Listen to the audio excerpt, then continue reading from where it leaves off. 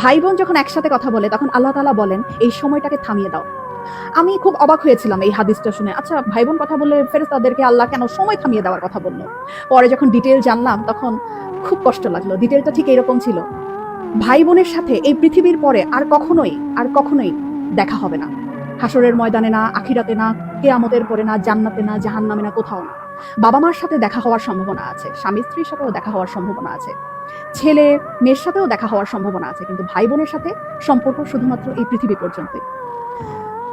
তখন এত খারাপ লাগলো ব্যাপারটা জেনে যে আমার যে বোন আছে অথবা আমার যে ভাই আছে তার সাথে আমার আর কখনোই দেখা হবে না এই পৃথিবীর পরে।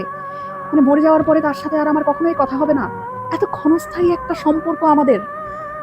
যারা সম্পত্তি নিয়ে ঝামেলা করে ভাই বোনের সাথে কথা বলে না, যারা অনেক ঝগড়া বিবাদের কারণে ভাই বোনদের সাথে কথা বলা বন্ধ করে দেয়, তারা না করেন না এই ব্যাপারটা। সময়টা না খুব কম আমাদের, খুব কম। এত কম সময় নিয়ে আমরা পৃথিবীতে